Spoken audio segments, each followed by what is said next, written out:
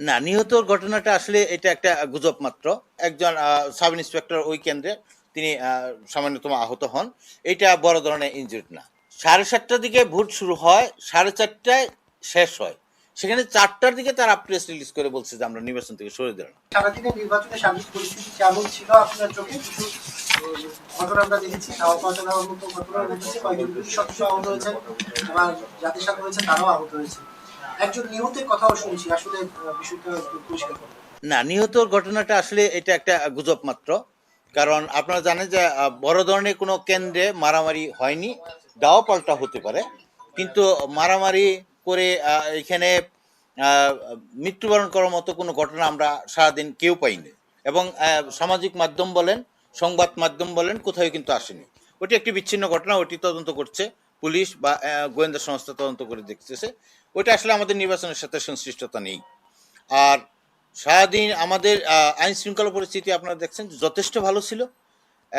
একটা দলীয় সরকারের নির্বাচিত হওয়ার ৪৫ দিন পর আমরা যেভাবে শান্তিপূর্ণভাবে একটা ইলেকশন সমাপ্ত করতে পারছি, এইটা আমি জেনেগেতে এবং শ্রীবর্দীর ভোটারদেরকে এবং দলীয় যারা নেতাকর্মীরা আছে তাদেরকে ধন্যবাদ জানাই যে আমাদের একটা শান্তিপূর্ণ ভোট উপহার দেওয়ার জন্য। আর আপনি যেটা বলছেন জামাতের যে অভিযোগ, এটি ছিল দেখেন ৪টার দিকে তারা অভিযোগ করেছেন এবং তারা বলছেন নির্বাচন থেকে আমরা সরে দাঁড়ালাম। তারা কিন্তু আমাদের কাছে কোনো রকম লিখিত দেননি। সারাদিন আমি রিটার্নিং অফিসার হিসেবে আমার কাছে কোনো রকম অভিযোগ করেনি। মৌখিকভাবে তারা যে অভিযোগ করেছে সেগুলো আমরা সাথে সাথে অ্যাড্রেস করেছি এবং দুই চারজনকে আমরা পুলিশের সুপার্দ করেছি। আর একজন পুলিশ কর্মকর্তা আহত হয়েছে যেটা বলছেন, একাধিক না, একজন। একটা কেন্দ্রে লাইন ছাড়া ভোট দিতে চেয়েছিল ২০ থেকে ২৫ জন লোক। সেটিকে লাইনে নিয়ে আসার জন্য পুলিশ চেষ্টা করতেছিল। সেইখানে একটা বিশৃঙ্খলা সৃষ্টি হয় এবং কে বা কারা একটা ঢিল ছুঁড়ে, সেই ঢিলে একজন সাব ইন্সপেক্টর ওই কেন্দ্রে তিনি সামান্যতম আহত হন।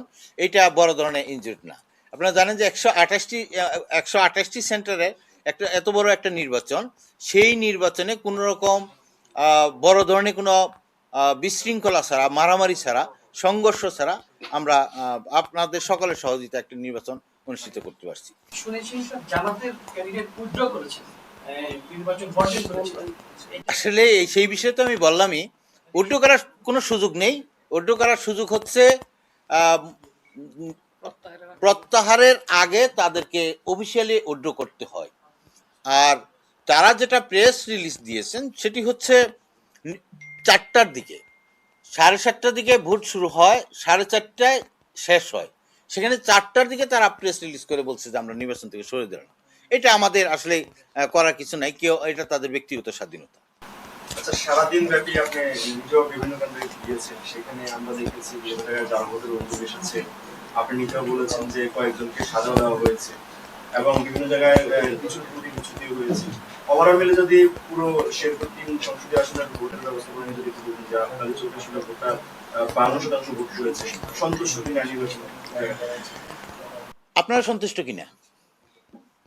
আমরা মনে করি এই নির্বাচনটি অবাধ, নিরপেক্ষ এবং অংশগ্রহণমূলক।